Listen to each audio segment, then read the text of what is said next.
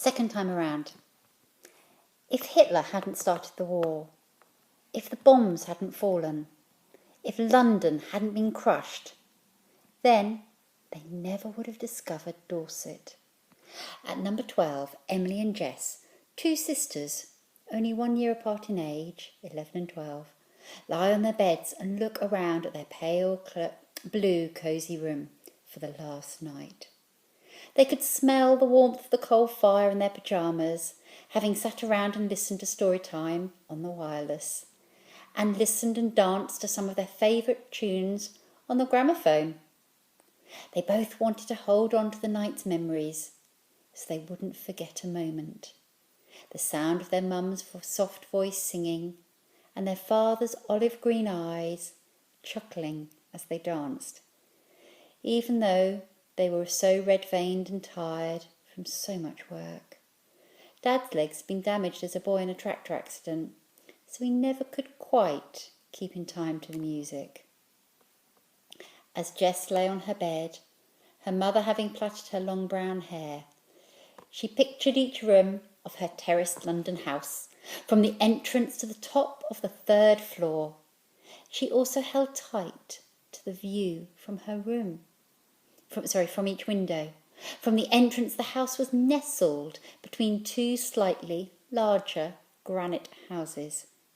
The girls' house was part of a terraced row of 10 London houses, facing the streets, shared garden on the outskirts of London City.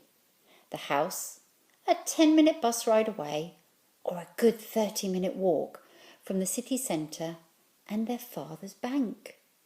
However, although smaller, the house had the most welcoming door and entrance, the brass knocker shiny from the maid's constant polishing, and the door a rich navy blue which shone in the sun. To the left of the entrance stood the strong and sturdy staircase which led up to the 1st floor, where the girls shared their room and their parents had theirs. The room above had a spare room and the maid's room. As her mind wandered, Jess pulled her thoughts back down to the hallway so she could store each detail. To the right of the entrance was the door to the living room, where the gramophone and wireless sat proudly in place to the right of the fireplace. Hanging above the fireplace was a large mirror, which always seemed to reflect the firelight, giving off an orange glow, which made the room warm and homely, despite the tall ceilings. The father's chair stood tall and proud next to the fire, and mother's softer armchair opposite. Jess and Emily had 2 cushioned stools which they sat on next to the fire, knowing always Jasper would come and sit at their feet. The family sheepdog was a friend to them all, far from the countryside in which their father had bought him as a pup for the girls' 7th and 8th birthday. But Jasper had adapted to city life very well and loved snoozing by the fire. During the day he might perch at the front window and bark at the city pigeons and squirrels across the road. As Jess walked through each part of the house in her mind, her sister Emily lay thinking of the details, her toes touching the end of the bed, as she was already tall and slim like her mother. The sounds and smells of the house she would soon have to leave again. Just before bed, she had snuck in her mother's room and sprayed the lavender perfume her mum wore and kept on her bedside table next to her silver brush. Emily couldn't resist squirting the scent on her nightie, even though she knew scent and perfume was difficult to come by at the moment. In fact, the French scent her mother used to wear had not been in the shops for months. This war was affecting so many things. Another of Emily's favourite scents in the house was the smell of the freshly scrubbed kitchen table that the maid kept immaculate. The kitchen was one of her special places, as Emily could cook with maid Bunty. She was so generous to the girls and would always have some special snack set aside for the girls. Emily's favourite was the shortbread, and although less sugar than it used to have, it was still mouth-watering. It was also the warmest room in winter, as Bunty had the cooker lit and was always preparing something or boiling water for Monday's wash day. The girls drifted to sleep in their own thoughts, treasuring every last element of their home. At 8:30 a.m, the girls were up and dressed and had to pack their final things. Their one suitcase was labelled with their names and age. They were not able to take many possessions. They also had their lunch snack, also labelled. The girls double-checked their one essential item, their gas mask. Emily, as imaginative as she was, had named hers Lily, as she'd always wanted a goat called Lily, but living in London wasn't able to have one. Jess was less cheerful about hers and called it the Mask of Terror. The mask felt cold every time they put it on, especially outside in the Anderson shelter, which had been built and dug in the space her mother's prized rosebed had once stood. The garden was long and narrow with walls on either side. There was still enough room for Bunty's and their father's veg patch, which both were very proud of, as they grew many items which made the food taste fresh and were difficult to find in the market anymore. The one thing the girls would not miss was the Anderson shelter.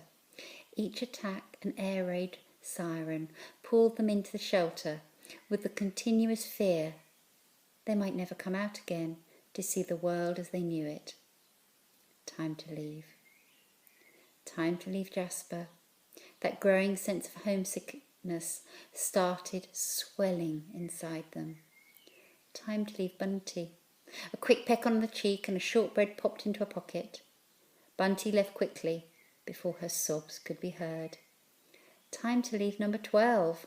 One more long look back, taking a photo to memory of the jasperate window, the navy blue door, the bright shiny knocker. Their giant gentle father parks the car as their mother lifts bags down onto the station entrance steps, bustling with crying children who looked nervous, terrified in fact. Their adults trying to keep a stiff upper lip. They had already once before gone through the emotions of the other children at the station. Hopefully the children they could talk to on the train, they could help and reduce their worries. For Emily and Jess, this was their second evacuation, their second farewell, their second sadness. The girls had been evacuated once before. Their first evacuation had taken place 12 months before, as father had sent them to his college friend, Andrew, a chirpy, rosy-cheeked, funny vet in Dorset, and his wife Rachel. Without hesitation, when the bombs had not fallen, and their mother missing them so, he had sent for them to return home. However, for the last 7 months, bombs had hit the city now, too many times for their mother to think safe, and their father insisted the girls should return to Andrew and Rachel. On their first arrival, the Dorset countryside was immensely different from the city the girls knew so well. They'd been shocked how big a cow was in close proximity, only ever having seen them in books before. Their father had originally studied to be a vet, but after the accident, he had returned to the city and worked for the bank. He'd talked much about the Dorset countryside, the coast, the rolling hills, but until Jess and Emily had been, it was only story-like. Now, stood on the steps of the station, both the mix of excitement and sorrow was overwhelming. They didn't want to leave their parents, but they were so desperate to get back to the cottage and helping Andrew. Missing Rachel's incredibly loud laugh and bear hugs. Tears fell down everyone's cheeks as they shouted their love and their goodbyes. The train pulled out of the station, gently rocking down the tracks as if to rock away the sorrow of the children seated inside. Flashing images of number 12 on the green Dorset fields, their mother's blue sparkling eyes, Rachel's laugh, Jasper leaping at the squirrels, father's concerned frown, and Andrew's mucky farm boots filled the girls' minds in a blur. Once nestled back into the cottage, the girls instantly wrote to their parents, now used to letter writing and explaining their daily task, but often having to wait a long time for any response, or being unsure if the letters would reach them. Andrew and Rachel had the biggest surprise for the girls on their return. Neither would say what it was until the next morning, and the girls were asked to go and feed the chickens down in the barn. To their surprise, the chickens had been moved, and sat right in the middle of the paddock was a baby goat, the same size as a baby lamb. Emily squealed with excitement.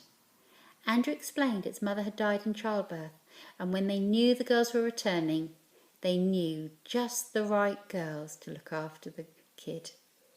Both girls agreed on naturally calling it Lily. It took a lot of their time, and became a little shadow, following the girls wherever they went. Andrew suggested the girls visit a farm nearby to get to know how much milk, as it was important the girls learnt all about looking after and getting the most from the goat, as it was getting harder to get different foods. Mr. Baxton, the nearest farm with adult goats, welcomed them warmly, as they were looking after 2 children from Birmingham, and they thought it would be nice for the girls to play with the boys. Both sets of children laughing together at their different accents, and Mr. Baxton laughing more, as he couldn't understand any of the children when they spoke quickly.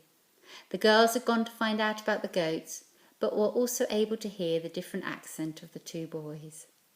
Mr. Baxton agreed to then actually sell a mother goat to Andrew to make a few extra shillings. He said the boys were eating him out of house and home, and the 18 shillings and 6pence paid for the 2 boys to stay was never enough. He was a kind man, though, and he did enjoy having the boys to help. The girls couldn't believe it. They now had a pregnant goat, a doe, and the kid to look after. The doe soon went into birth, and the girls were able to stay up all night and watch over the mother. Dawn broke, and the sun peeked over the hills, but none of the helpers could raise their heads to the warmth of the new day, as the baby kid had been stillborn, a shock to the girls that would never leave them. Andrew, being a vet, knew this did happen, and the circle of life was never easy. The girls found it hard to eat that day, but both Rachel and Andrew said good things come out of it, as although the kid had not lived, the doe could still be milked. They suggested the girls built up her strength and learnt to milk her, and with that milk they could help the poor Ford family who had 7 children and were struggling to feed them on the rations provided. Jess and Emily knew they had to get on, although sad as they still had Lily and the mother goat to look after. They then named the doe Rescue Rolo, as they knew her milk could really help the Ford family. Weeks grew into months. Months started to grow into years, so the girls had grown in height and strength. Their eyes and hair bright and shiny, their cheeks brown and rosy from the amount of time they spent outside. They now had the ability to care for many animals that Andrew was asked to help. Finally, in 1945, gathered around the crackling radio in the cottage kitchen, Rachel and Andrew, Jess and Emily heard the Prime Minister, Winston Churchill, say, "At 2:41 a.m. at Eisenhower headquarters, the German High Command unconditionally surrendered all German land, sea and air forces in Europe. The hostilities will end at 1 minute after midnight tonight, Tuesday, 8th May. It is Victory in Europe Day." Rachel grabbed everyone in her bear hug, and they jumped for joy and excitement. The war was coming to an end. A week later, a letter arrived from their parents, but not asking them to return. They asked them to stay with Andrew and Rachel, and they would come to Dorset. Their parents had arranged through letter and telegram with Mr. Baxton to buy the old barn, which they would convert and make into a home for them all. They signed off, sending their love and telling them Jasper was very excited. The girls lay in their cottage bed wishing the morning would arrive. At 8:30 a.m. the train would arrive, dropping off their beloved mother, father, and cute old Jasper. If there had never been a war, if they hadn't been evacuated, if they'd not stayed with the vet, then they'd never have become vets or moved to the county of Dorset. The end.